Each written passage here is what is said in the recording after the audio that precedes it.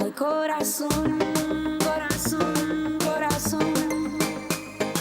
Tus ojos me están llenando solo con verlo. Y somos dos, somos dos, somos dos. Y somos dos, somos dos, somos dos. Somos dos, somos dos, somos dos, somos dos, somos dos.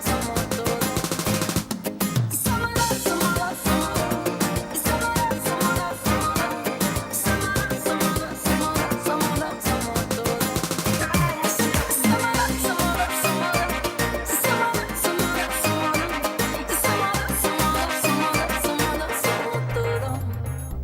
dos. Muy buenas tardes, bienvenidos a un nuevo Distintos Parecidos. Estamos en Señal U, el canal de la Universidad Nacional de Cuyo. Ayer hablábamos de Mendoza y del humor. Bueno, hoy vamos a cruzar el charco, no nosotros claramente, pero el tema con sí. La temática, con sí. la temática, porque vamos a hablar de la crisis en Cataluña, en España, dado el referéndum de autodeterminación que se dio el domingo en España, en Cataluña precisamente, y eso desató otros hechos, ¿sí? Una crisis que atraviesa varios ámbitos. Por ejemplo, en el caso del deporte, si nos remitimos a eso, el Barcelona justamente el fin de semana jugó con Las Palmas a puertas cerradas, sin público, y los hechos de violencia en las inmediaciones del estadio que se veían y se vieron en todos los medios de comunicación. Sí. Concretamente, qué es lo que pasará con Messi, también lo podemos llegar a mencionar en el programa, pero bueno, un conflicto que obviamente data de hace mucho tiempo atrás y justamente para tratar de abordarlo con el contexto que requiere, vamos a tener la palabra de nuestros invitados. Por supuesto, nos sumamos a la agenda, ¿sí? Vamos a tomar un tema que está en agenda en la mayoría de los medios. La idea es preguntarnos también por qué hablamos de esto. Vamos a hablar del tema, lo vamos a analizar y nos vamos a preguntar por qué hoy estamos tratando este tema aquí en Distintos Parecidos también. Lo presentamos habitualmente, como hacemos todos los días, y luego presentamos a los dos analistas políticos para hablar acerca de la crisis en Cataluña.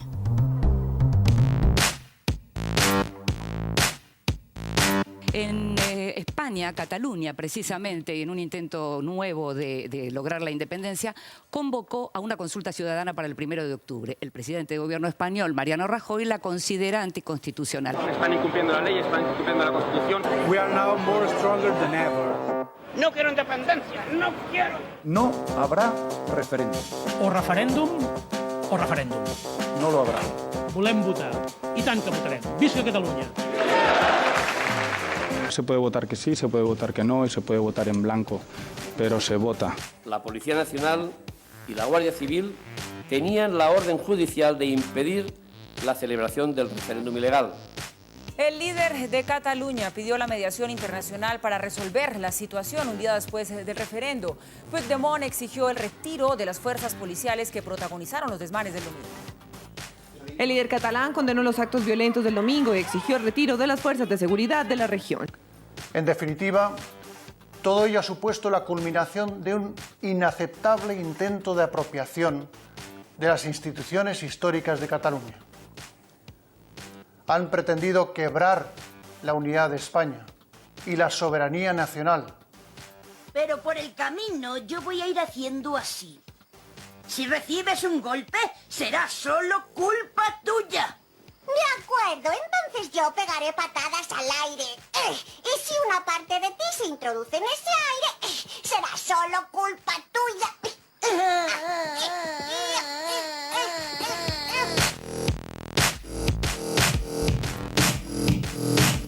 Bueno, presentado el tema, vamos a presentar a nuestros invitados. Estamos con dos analistas políticos. Presentamos a Alberto Isuani. Alberto, muchas gracias por estar aquí. Gracias a ustedes. Y Emanuel Montaldi, muchísimas gracias, Emanuel, también por estar aquí. Gracias. Bueno, el movimiento independentista en Cataluña no data de ahora, no es algo nuevo, claramente. La relación con los gobiernos, los distintos gobiernos de España, ha sido tensa durante mucho tiempo, ha tenido distintos momentos también. Pero bueno, lo que estamos viendo hoy es otra cosa, es quizás el mayor extremo en esta situación. La pregunta es, ¿cómo se origina esta crisis? Para entenderlo, para quien todavía, un televidente que no haya visto los diarios o que recién se esté enterando de algo así, ¿por qué se origina o por qué se llega a esta situación en Cataluña, en España? Bueno, yo creo que nunca se pueden explicar las cosas por una sola razón, pero para mí básicamente es una especulación política de los políticos catalanes.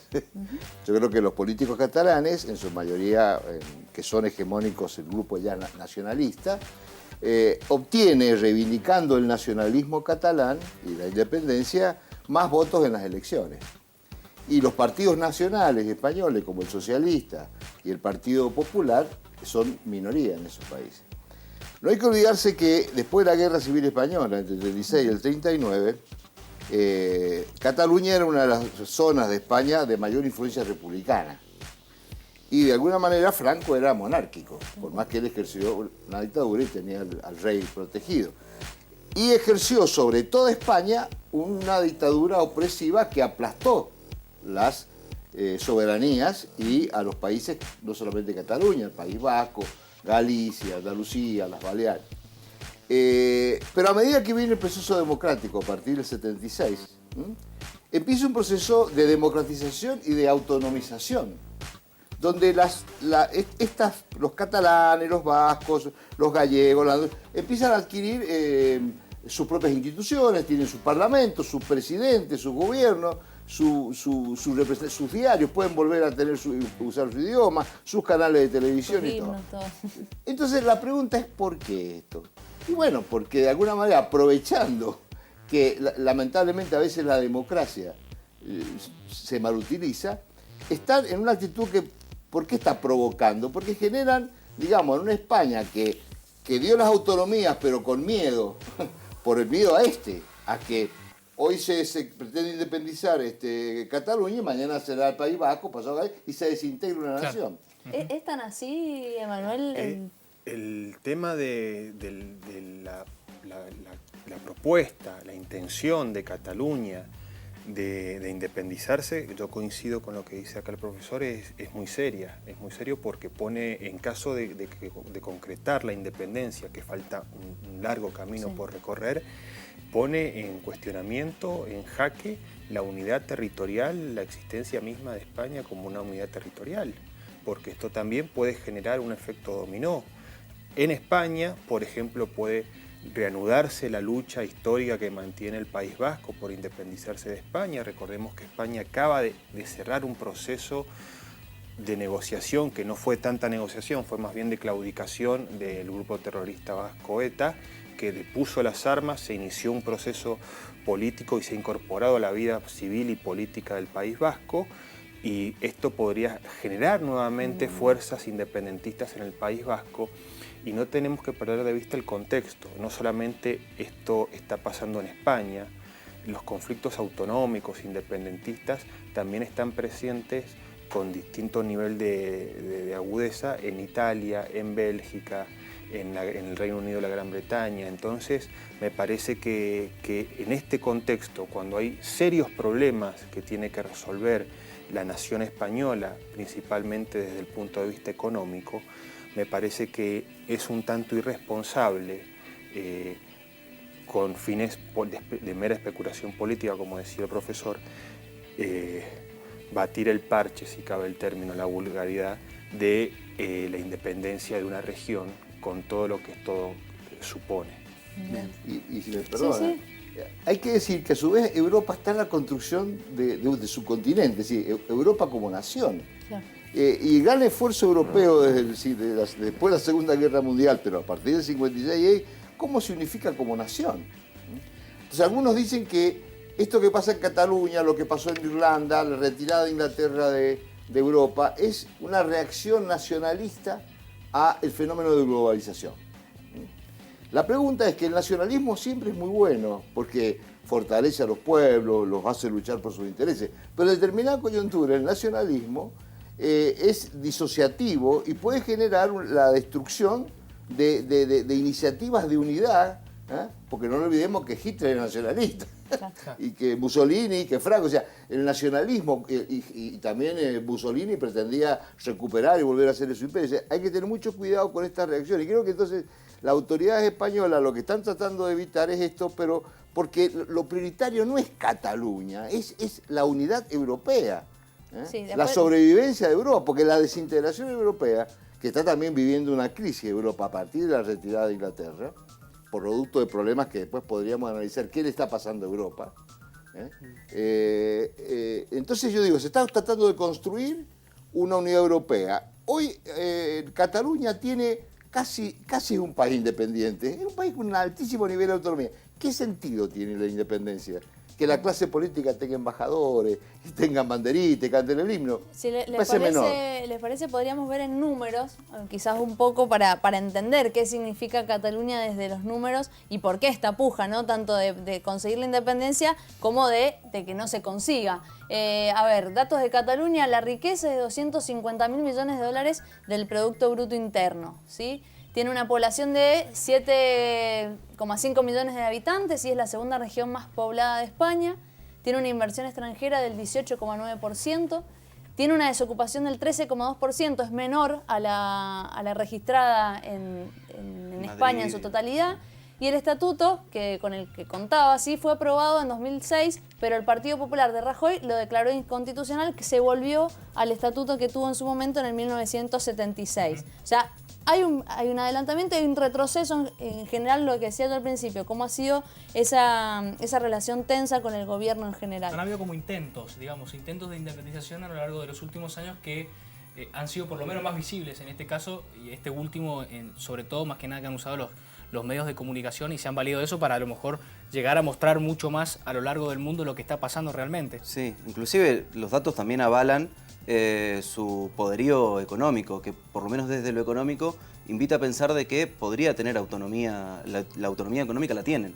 La pregunta es, lo mismo pasa con la Lega del Norte italiana. Los ricos es como que se quieren abrir porque están contribuyendo demasiado para los pobres. O sea, porque este es el argumento. Nosotros los catalanes ricos, aunque Cataluña está llena de andaluces, que son los que le hacen el laburo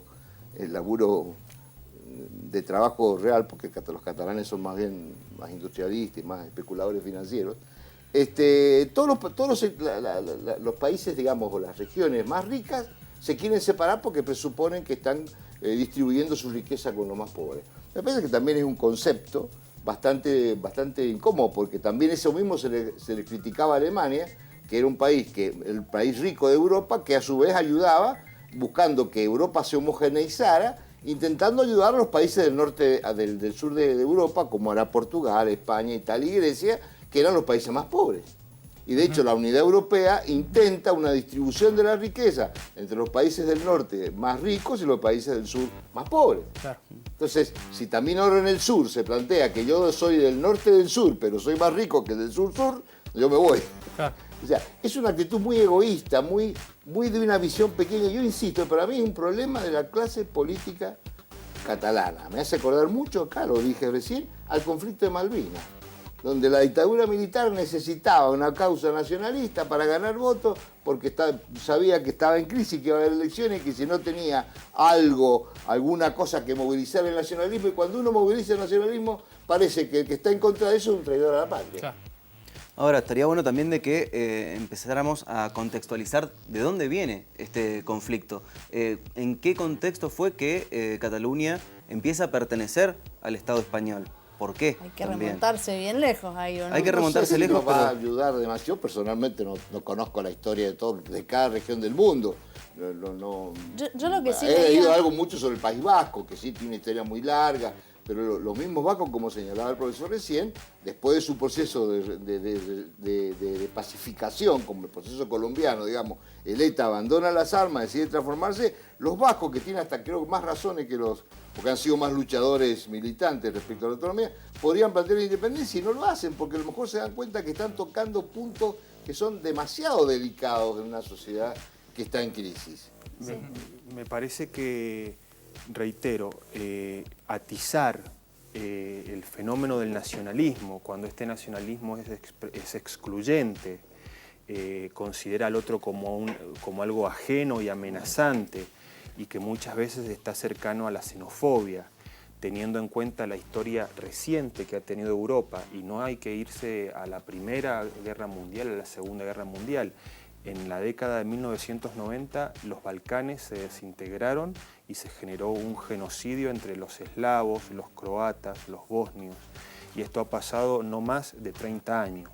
Yo no estoy queriendo decir que puede ocurrir lo mismo en España, pero me parece que hay que ser muy responsables y muy prudentes con la idea de fogonear el fervor nacionalista, porque se generan conflictos, niveles de antagonismos muy agudos, que una vez que se desencadenan son muy difíciles de resolver. Y esto le vale tanto para la dirigencia catalana, que propugna y propicia el nacionalismo catalán independentista, excluyente, pero también para el partido de derecha, el Partido Popular, que gobierna desde Madrid y que también justamente tiene algunos elementos, no hay que generalizar, algunos elementos que reivindicatorios de la unidad y del centralismo madrileño que predominó durante gran parte de la dictadura de Franco. Sí, yo leía que la adhesión, digamos, a este movimiento independentista se generó, el mayor porcentaje se dio en el 2010, cuando fue la mayor crisis quizás que tuvo España, y que a partir de ahí el movimiento fue creciendo. ¿Ustedes ven que esa pueda ser la base hoy de esos intereses para hoy estar peleando por esa independencia? Que esa crisis económica, política y social de hace algunos años atrás sea la base para hoy estar peleando por esa independencia? Puede ser una razón, pero yo digo, toda Europa está en crisis. Pero quizás tendríamos que discutir por qué. Claro. Europa está en crisis porque está en crisis el estado de bienestar europeo. Está en crisis un continente que hoy tiene que competir económicamente en una guerra económica con China, Rusia por un lado y Estados Unidos e Inglaterra por el otro. Donde el conflicto entre los tres grandes grupos económicos es un conflicto de búsqueda de mercados. Y Europa es cara para enfrentar a la economía china y a la economía liberal salvaje, de capitalismo salvaje inglesa o anglosajona. Por eso también Inglaterra se va de Europa y se va con Estados Unidos. Pero hay que ver que en este conflicto, Europa, que es la que mantiene los mayores niveles democráticos y de protección social y de igualdad social, se encuentra incómoda para enfrentarse a dos bloques que tienen un sistema económico capitalista mucho más salvaje. Claro. Entonces la pregunta es, cuidemos Europa, porque en el fondo de los tres modelos es el modelo más humanizante. Bien, y el más democrático. Claro. Ahí ya va a quedar picando, como se dice vulgarmente, para el próximo bloque, ver la respuesta del gobierno español, ¿no? También tengamos en cuenta que hemos visto imágenes de una represión muy fuerte por parte de la Guardia Nacional, de la Guardia Civil, perdón, y la Policía Nacional. Bueno, también tener en cuenta cuál ha sido la respuesta del gobierno español, en este caso de Mariano Rajoy a la cabeza, y hoy el rey Felipe VI también hablando a la población. Vamos a ir a un corte, vamos a ir hablando sobre esto, un tema que, como ya lo dijo el profesor, lo dijeron los dos, ambos. Da para hablar mucho más y ser mucho más profundos en el análisis. Vamos a intentar hacerlo en esta hora que tenemos de programa. Los invitamos a que ustedes participen en las redes sociales. Estamos en Instagram y en Facebook como Distintos Parecidos y en Twitter como @dpsenalú. Vamos a un corte y enseguida seguimos con más.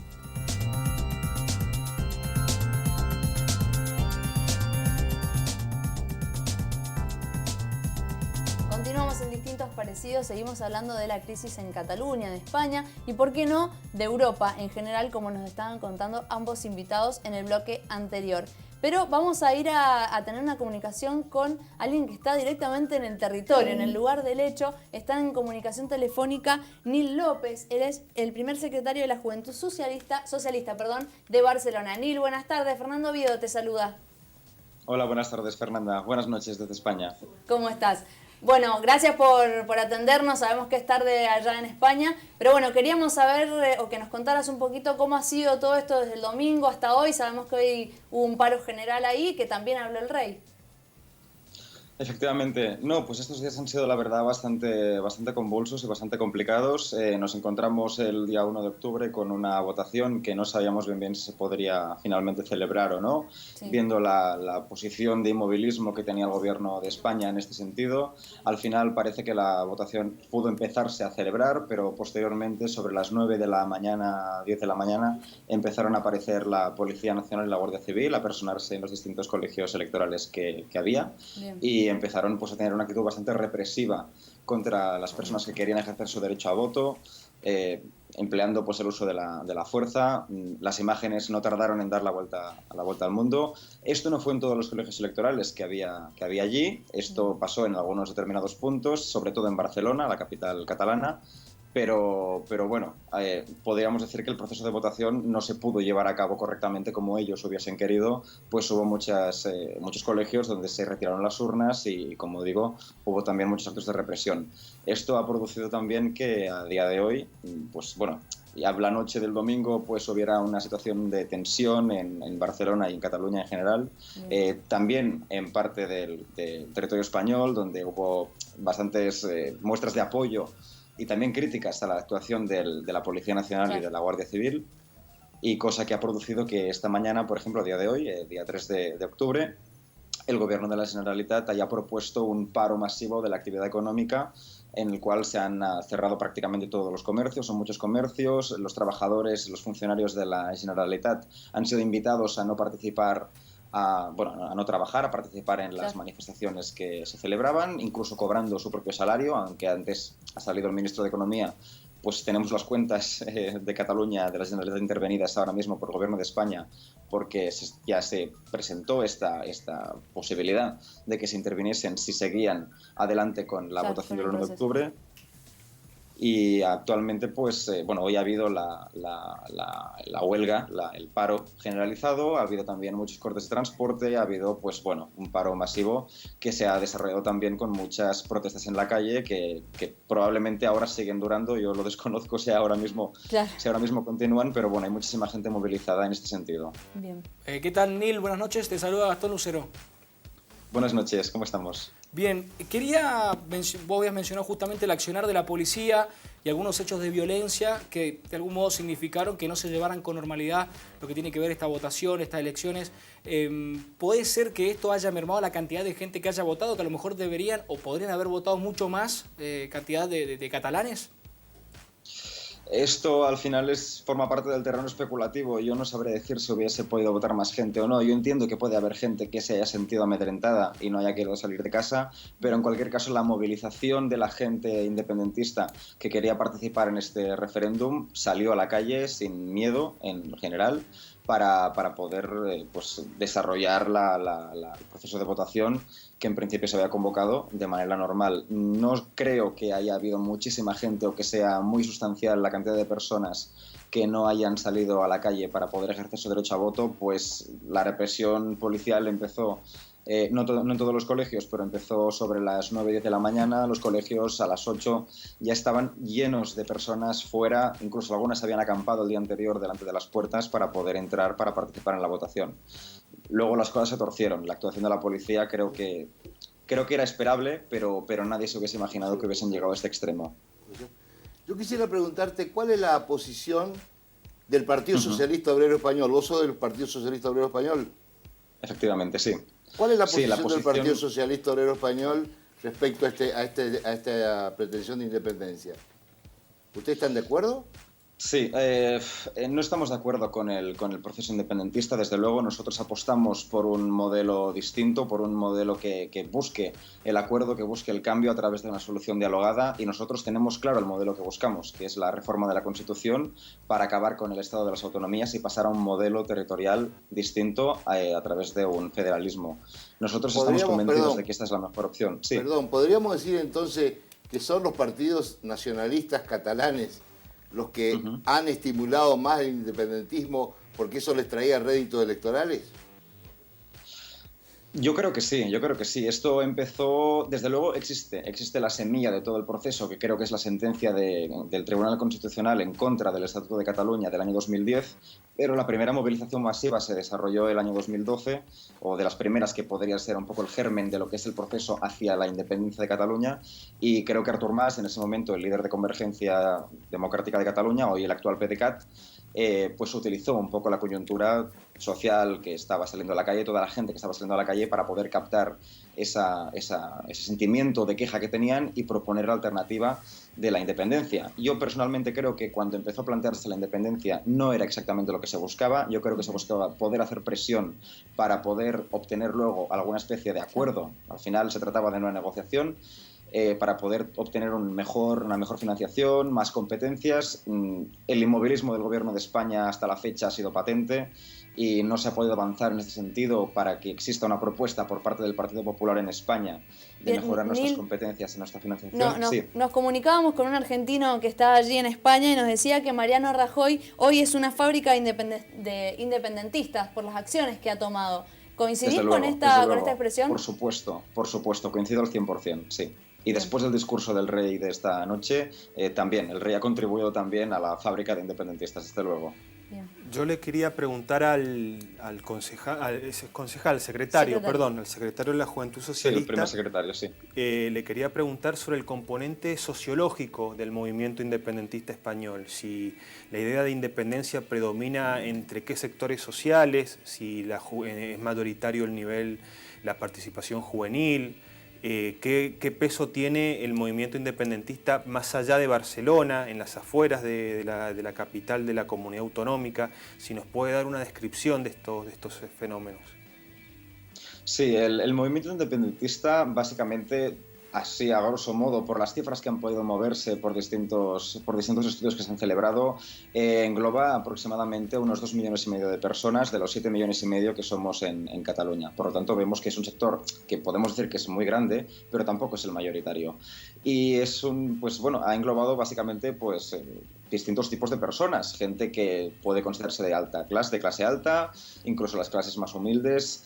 Es muy importante también aquí la zona territorial en la cual se encuentra esta gente. Hay zonas, lo que tradicionalmente se ha conocido como el cinturón rojo de Cataluña, que era la zona de Barcelona, en algunos casos del Hospitalet, de la zona de Santa Coloma de Gramenet, Tarragona. Ahí puede haber habido menos gente que se haya sentido llamada, porque también históricamente ha sido una zona donde se han acogido a muchas personas durante la transición y posteriormente, incluso antes, de Andalucía. Entonces estas zonas podrían ser las que se ven menos llamadas al independentismo.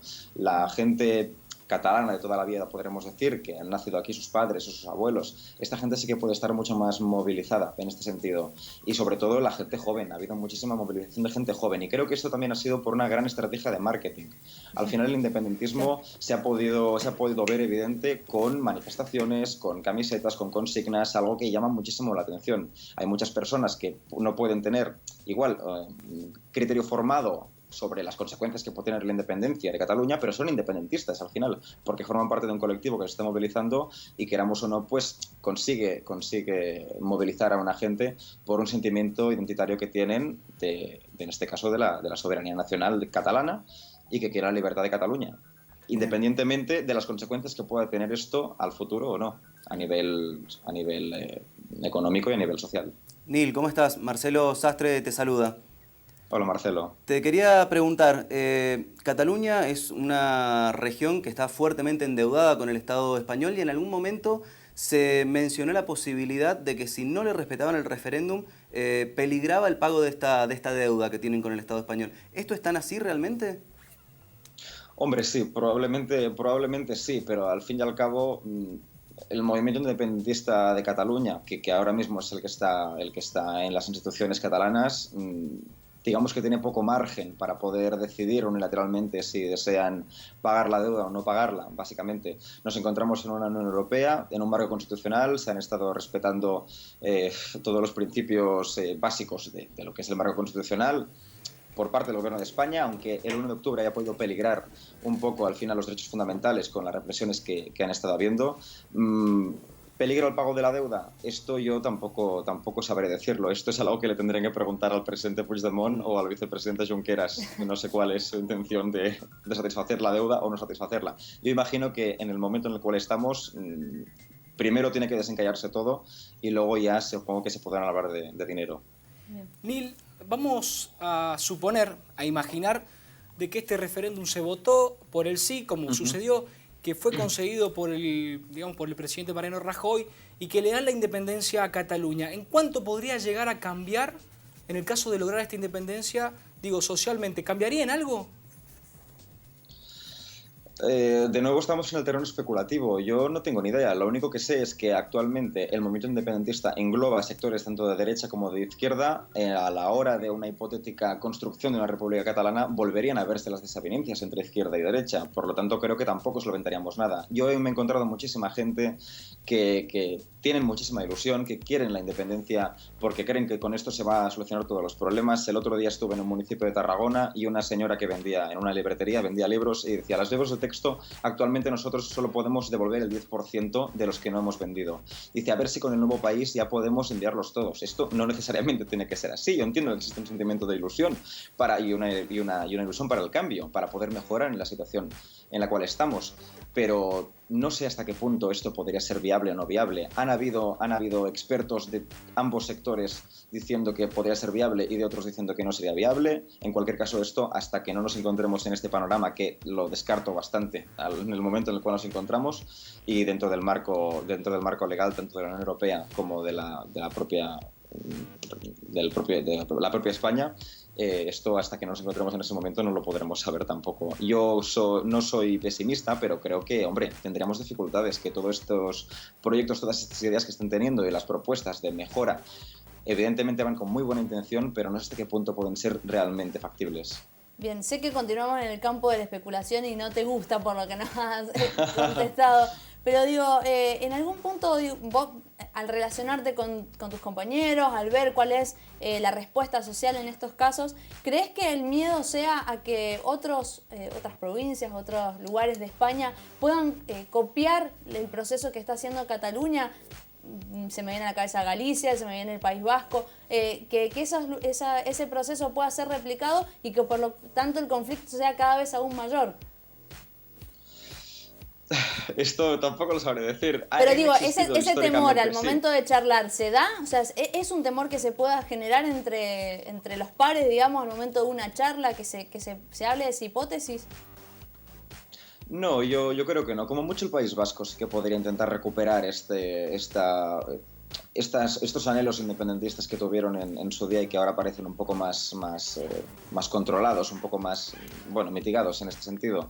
Igual el País Vasco sí que podría tener un poco la intención esta. Yo creo que el problema igual se vería un poco más en la Unión Europea. Yo creo que la reacción de la Unión Europea ha sido muy clara, porque existe una situación de otras regiones, de otros países europeos que podrían también verse invitados a poder participar, a poder celebrar este tipo de actos copiando el modelo de Cataluña. Pienso en Normandía, pienso en Alsacia y Lorena, pienso en otras regiones de la Unión Europea, el norte de Italia, por ejemplo, que puedan tener los independentistas. No sé hasta qué punto podrían querer sumarse a todo esto. En cualquier caso, tenemos el antecedente de Escocia. Ellos celebraron el referéndum, salió que no al final a marcharse del Reino Unido, pero esto tampoco ha sido el caldo de cultivo para nuevos movimientos independentistas. El de Cataluña ya estaba existiendo desde hacía unos años. Tampoco creo que esto pueda tirar más adelante, que pueda tirar adelante más movimientos independentistas en el sentido como en el que tenemos aquí. Creo que va muy, muy en serio en el resto de España y en el resto de la Unión Europea.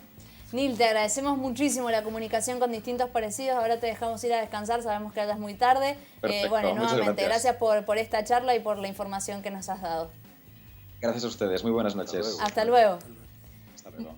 Bueno, teníamos un panorama desde alguien que lo está viviendo desde allí, ¿no? Nil López, primer secretario de la Juventud Socialista de Barcelona. Y bueno, y un poco aclarar esas hipótesis. Y coincidiendo conceptos también, ¿no? Tal cual. Claro, o sea, yo planteé decir que el Partido Socialista Obrero Español, la izquierda seria, digamos, porque... Sí, hoy se transformó un poco. Siempre hay margen para estar a la izquierda de la izquierda. Bien. Porque ser de izquierda es fácil, es cuestión de pedir cosas, reivindicar cosas. El problema es puede ejecutarlas. Como dice alguien por ahí, una cosa es el balcón y otra cosa es la gestión. Bueno, así. Entonces, el Partido Socialista Obrero Español, que es un partido nacional, partido serio, se da cuenta de esto. Y cómo es el Partido Nacionalista Catalán el que estimula esto por razones electorales. Bien. Y después el tema europeo, vuelvo al tema. Europa está desesperada por mantener su unidad después de la salida de Inglaterra, que también se llevó a cabo por una especulación del ex primer ministro, ¿cómo se llamó? Cameron, que también como tema de la migración está generando un giro a la derecha, entonces, que nos vamos a Europa porque se van a venir todos inmigrantes. Entonces, Perfecto. hay una especulación política sin medir las consecuencias de que esa especulación política nacional puede poner en riesgo la unidad continental. Perfecto, bueno, nos vamos a ir a un corte. Recuerden que ustedes pueden participar en redes sociales. Estamos en Facebook y en Instagram como Distintos Parecidos y en Twitter como @DPSNalú. Vamos a continuar hablando de esto en el próximo bloque y la pregunta quizás que se viene es ¿por qué nosotros estamos hablando de Cataluña y de España? Vamos a un corte y enseguida continuamos con más Distintos Parecidos.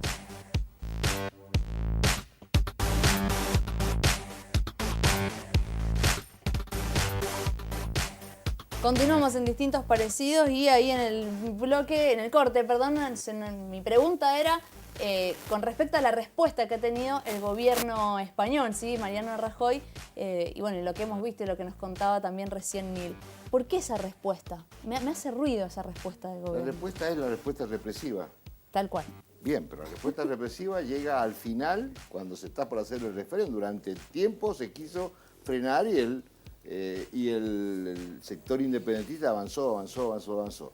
Yo trato de ponerme en la piel de cualquier gobierno. Creo que entonces hubiera estado Rajoy, o hubiera estado Felipe González, hubiera estado cualquiera.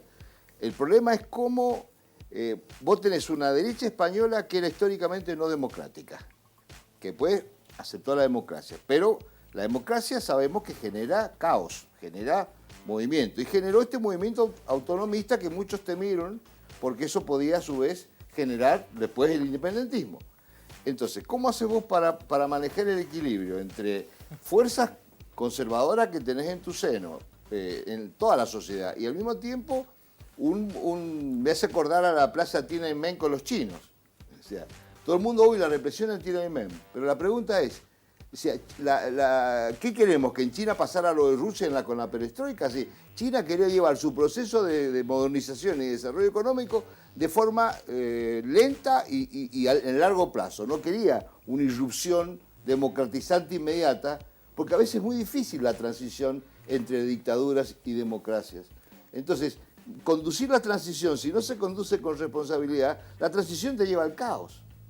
Bien, pero insisto con que la represión no sé si es la respuesta. No, y más sobre todo cuando... Intentó, el primero, tenemos un antecedente. En septiembre el gobierno catalán, que está hegemonizado por los partidos independentistas, pone como fecha, que fue este fin de semana, septiembre, el referéndum. El Tribunal Constitucional Supremo de España lo declara ilegal. Ilegal. O sea, que acá ya hay una... Eso lo hace de forma automática, ¿no? Declara ilegal el referéndum independentista. Por eso, pero lo hace de forma automática en el momento en que ellos anuncian de que van Exactamente, a los pocos días lo declara ilegal. Se advierte que el gobierno español de Mariano Rajoy advirtió a la dirigencia catalana que iba a aplicar todas las medidas necesarias para que no se realizara el referéndum. Las semanas antes de la votación se exigió al correo catalán que no enviara las boletas, se presentaron los colegios electorales, se incautaron las urnas y lo que se hizo fue tratar de bloquear o hacer una demostración de fuerza de forma tal que se impidiera en su totalidad la práctica del referéndum. Acá también esto hay que relativizarlo, se votó, pero votó apenas el 40% del electorado, si bien dentro de ese 40% el 90% votó a favor del sí. Y si a nosotros en el año 2017 nos genera un poco de ruido la respuesta represiva del Estado, en otras épocas históricas un proyecto independentista como el que está propugnando la dirigencia catalana hubiese justificado una intervención militar abierta sobre Cataluña, porque, reitero, yo creo que los actores, los protagonistas, principalmente la dirigencia catalana, ha dado un salto en el vacío con esto, porque es un tema muy sensible, en particular para la historia de Europa, atizar el fervor nacionalista como lo ha venido haciendo estas últimas semanas los partidos del nacionalismo catalán. Sobre todo porque ¿cuál es la perspectiva futura? Claro. Uno de los partidos que pugna por la independencia se llama Partido Republicano Europeo de Cataluña. Ellos consideran que va a ser una transición, tal vez piensan que sea una transición ordenada. Salimos de España e inmediatamente nos incorporamos a Europa. Y eso es imposible que ocurra, porque ya las autoridades europeas han declarado ilegal el referéndum del día domingo. Bien. Y posibilidad de otra respuesta, digo, ya está, ya los hechos ya pasaron, pero digo, ¿podría haber sido otra la Sí, respuesta inclusive vos, Emanuel, hablabas en un momento de que las mismas personas que están pregonando por esta independencia muchas veces lleva a un nacionalismo tal que roza la violencia. Pero recordemos de que en las movilizaciones habían personas que hasta inclusive iban con las manos arriba, demostrando la intención de que pregone siempre el diálogo y que no había intención de violencia en sus manifestaciones. Yo creo que la solución para que esto no suponga una escalada y se lleguen a verdaderos niveles de violencia que no son, o sea, que no merita la situación, me parece que la solución tiene que ser negociada y para eso tiene que haber un proceso, valga la redundancia, de negociación y cierta transigencia en las partes que hasta ahora no la han demostrado. No, sí, hasta ahora. Ninguna de las dos partes ha mostrado esa... Por eso, y la dialéctica histórica demuestra que estas acciones van a fortalecer a la extrema derecha española. Porque ahora, es que... Ahora el manejo, me llama la atención el manejo de los medios de comunicación, por ahí escuchar esto, o por lo menos sus posturas, este análisis que es un análisis profundo y que sale del análisis a lo mejor un poco superficial que se hace, no lo había escuchado, yo por lo menos en algunos medios. Que a los medios no les interesa la profundización, a los medios les interesa el espectáculo. A los medios les interesa ver la gente corriendo, la sangre, el reportaje. A los medios no les interesa el análisis, la comprensión. Los medios fragmentan, te llenan de información y vos no podés organizarla ni podés ordenarla, porque no tenés capacidad de análisis, no tenés capacidad de vinculación de la información. Abraham dice que hoy estamos viviendo un presente perpetuo. Es tanta la información que yo no puedo hacer historia. De hecho, vos mismo me preguntaste, ¿cuánta gente conoce de dónde viene este proceso? Sí, nadie sabe de dónde viene, cómo se... Entonces, ¿qué se...? Pobrecito, gente reprimida por los militares, el malo del militar, el pobrecito de la gente. Punto, ya está. O sea, ese es todo el análisis. Qué malo lo veo. Y sobre todo así, Medio Oriente, y el terrorista tal. Pero el terrorista este es bueno porque este es pro-norteamericano. Pero aquel terrorista es malo porque puso una bomba en Barcelona. Ahora, pero si un dron tira una bomba y mata a 50 árabes en Siria, no es problema. Esa foto no sale nunca en los medios. Bien, vamos a hacer una comunicación breve también con un ciudadano catalán, en este caso con Xavier Blázquez. Xavier, Fernando Oviedo te saluda, buenas noches. Hola, buenas noches. Xavier, ¿nos escuchás? Buenas noches. Sí, sí, les escucho. ¿Cómo estás? Buenas noches. Bueno, estábamos hablando de la crisis en Cataluña, quizás un poco más corto es la pregunta, bueno, saber cuál es tu posición, cuál es la lectura que están haciendo hoy con esta situación allí en España, cuál fue la repercusión quizás de la palabra esperada del rey. Esa podría ser la pregunta inicial. O sea, el rey hizo un discurso en el que dio mucho apoyo a la actuación que había tenido el gobierno español. Sí, desde Cataluña, digamos, se ve como un mensaje de muy poca esperanza, como una carta abierta para actuar contra lo que es la voz del pueblo catalán, ¿sí? Y se ve con tristeza. Eso. Xavier, ¿cómo estás? Marcelo Sastre te saluda. ¿Cómo andas? Bien, buenas Marcelo. Quería preguntarte porque, bueno, tenemos analistas políticos en el piso que nos han contextualizado acerca de este conflicto, pero yo quería preguntarte concretamente acerca del sentido de pertenencia y de identificación que tenés con el pueblo catalán y también con el español. Se me viene a la cabeza, por ejemplo, preguntarte, qué sé yo, cuando, por ejemplo, España gana el Mundial, ¿vos fuiste uno de los que festejó esto para ir identificando si el catalán realmente se siente español o no? No festejé. ¿No festejaste? No festejé y... O sea, sí tuve alegría porque había jugadores catalanes, ¿sí? Y digamos, en esas mismas imágenes de celebración pudimos ver, digamos, una bandera catalana, digamos, al lado de una Copa del Mundo, que siempre, digamos, es un orgullo, pero no con con el sentimiento español. Claro. Festejaste más la bandera que sacaron Puyol y Piqué, creo que eran, de Cataluña, que el título en sí de España, entonces. Sí. Bien. O sea, es una cuestión de identidad, ¿sí? O sea, el catalanismo, digamos, muchas veces desde fuera no se entiende, ¿sí? Digamos, pero realmente hay una identidad propia del pueblo catalán que viene en base a historia, digamos, caracterizado por cultura, por idioma, digamos, que cuesta de hacer entender a veces a alguien que no lo ha vivido o que no ha estado aquí en Cataluña. Ahora, la pregunta, perdóname, Alberto Isón es mi nombre, la pregunta es, pero la identidad catalana, ¿en qué no es respetada hoy con la autonomía que tiene Cataluña? ¿Y por qué sería más respetada si son una nación? O sea, si ustedes tienen hoy lenguaje, tienen medio de comunicación, tienen gobierno, tienen educación propia, tienen impuestos, o sea, es un problema, porque si me dijera que están bajo la dictadura de Franco, pero hoy, ¿en qué va a cambiar la identidad española el que Cataluña sea independiente o hoy tenga los niveles de autonomía casi máximos? Entonces, me parece que estás traspolando el tema del equipo de fútbol. Me parece que el tema es un problema de camiseta. Soy de River y lo único que veo en el mundo es River o Barcelona. No hay otra cosa. No, o sea, digamos, hay toda una componente, digamos, a nivel de identidad, ¿sí?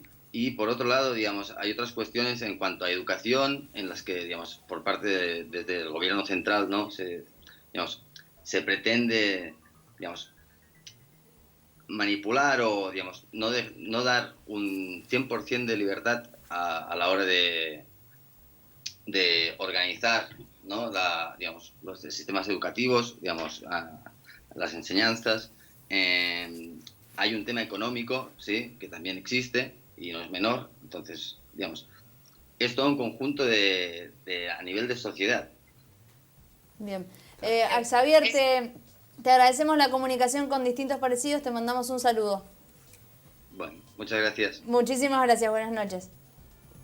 Bueno, Xavier Blasquez, ciudadano catalán, también en comunicación con Distintos Parecidos. Y ahora sí quiero venir para Argentina y el preguntarnos por qué nosotros estamos hablando de Cataluña, de la crisis en Cataluña. Porque es importantísimo tener una mirada más, si se quiere, totalizadora, abarcativa, salvo que queramos estar condenados y nos resignemos a los temas de coyuntura puramente locales. Más para un país con la Argentina, que dentro del orden mundial podríamos denominarlo como periférico, los procesos globales repercuten enormemente. Y yo me atrevería a decir, sin ánimo de exagerar, que ninguno de los grandes hechos que ha sufrido la historia argentina desde el primer gobierno patrio, desde 1810 hasta la fecha, los grandes momentos históricos que ha vivido la Argentina no se pueden comprender en su totalidad sin hacer algún tipo de remisión a lo que estaba pasando a nivel mundial. Bien. ¿Alberto? Yo creo que hablamos de Cataluña primero porque es una agenda de los grandes medios de comunicación, que te lo ponen todos los días en los diarios, los periodistas agarran esa noticia y la reproducen y la repican. ¿Usted cree que no se debería hablar de esto? Yo creo que hoy hay temas más importantes que esto. Por ejemplo, me parece que Medio Oriente hoy es un tema mucho más importante, la guerra de Siria. ¿Qué está pasando en Siria? No lo sabemos, prácticamente no se muestra. Sí. Donde se están enfrentando prácticamente el ejército ruso, apoyando al ejército sirio y al Assad, e Israel y Estados Unidos apoyando al él. Hay información de que los grupos terroristas que hoy se definen como la ultraderecha fundamentalista está financiada por Israel y por Estados Unidos porque lo que quieren es fragmentar Medio Oriente. Pero ¿qué pasa? Que hay otro hecho fundamental. Turquía, que era un país aliado a Estados Unidos, hoy, y no lo dice ningún medio de comunicación, yo lo he tenido que ver en YouTube, en Le Monde Diplomatique, Turquía, que era un aliado, después del intento de golpe que le quisieron hacer a Erdogan, Turquía hoy ha roto relaciones con la OTAN y hoy es otro aliado de Irán y de Rusia en el conflicto en Medio Oriente. Esto hace que Israel se sienta amenazado porque Siria Hoy Al-Assad se ha consolidado, es su enemigo principal, y Arabia Saudita, que es el otro que está financiando esta guerrilla, está en un momento de crisis. Entonces, hay una situación explosiva donde Rusia, incluso otro día han matado a un general ruso, que creo que no ha salido en ningún lugar, y Putin ha dicho, o se van o los echamos. O sea que eso es lo que a lo mejor se está perdiendo del enfoque. Estamos hablando más de esto Claro, que... porque hay que preguntarse quién maneja las agencias internacionales. ¿Y quién las maneja? Para mí, Israel y Estados Unidos. Y hoy conviene hablar, a ellos les conviene hablar de esto. O hablar siempre de otras, cosas que es bien... O hablar siempre del terrorismo islámico entendido como un árabe que mató a 5 europeos, 100 europeos. Pero nunca mostrar cómo ha quedado Irak después de la guerra inventada, cómo ha quedado Siria, los millones de muertos que hay, los millones de exilados, que son producto de una guerra inventada para fragmentar todo Medio Oriente. Pero el tema de Medio Oriente no se analiza, ni se estudia, ni nadie está preocupado en profundizarlo, porque es un tema que molesta. Sí, a mí me llamaba la atención que, ¿no?, en un canal de la televisión digital abierta, no me acuerdo específicamente ahora cuál era, pero hace unas 2 horas que hablaba Felipe VI y estaba en transmisión especial como si fuera el presidente de la nación argentina, ¿no? Y estábamos escuchando qué iba a decir el presidente. Somos un país donde las agencias internacionales bajan la información y lo importante es lo que pasa en esos países. Si vos agarrás lo que hemos estudiado comunicación, agarrás la agenda y te vas a dar cuenta del 90% de información. Ahora, ¿qué sabemos de lo que pasa en África? ¿Qué sabemos de Sudáfrica? ¿Qué sabemos de China muchas veces? Y eso que China lo tiene. Y sí, que China, sí, que los supermercados chinos. ¿Quién sabe lo que está pasando con China? Hoy China es la primera potencia del mundo. Y ha hecho una alianza con Rusia que ha constituido un bloque de poder ruso-chino, y donde incluso probablemente entre India, que hoy es el verdadero polo de poder mundial, no es Estados Unidos. Bien. Trump está expresando la derrota norteamericana en su confrontación con la Unión Soviética y con China. Me queda como la idea de que entonces la globalización no es tal en cuanto a la información. No. Digo, pero en cuanto a la información, ¿no? Porque hay cosas que no sabemos. Es globalizada, pero es dirigida. Claro. Porque las agencias de información son agencias globales. Pero esas agencias globales están infiltradas porque se sabe que hoy el manejo de la información es decisiva para construir la opinión pública. Sí, bueno, y lo que decía Manuel, ¿no? La necesidad de saber para poder entender lo que pasa Yo ahora. en mi materia, que era teoría del Estado y política de comunicación, defino que hoy las democracias son democracias de opinión pública. Hoy los grandes empresarios compran medios de comunicación porque lo importante es construir la opinión. Porque la opinión, cómo está construida, ese ciudadano va a votar por determinadas fuerzas. Y yo necesito controlar a la opinión pública, porque el verdadero sujeto de la democracia moderna es la opinión pública, no es ni el Parlamento, ni el Poder Judicial, ni nada. Bien, y supongamos un ciudadano común prende su computadora, abre los medios, lee todo sobre España y Cataluña y se pregunta esto en qué me incide a mí, acá en Argentina. ¿En qué puede ser que nos...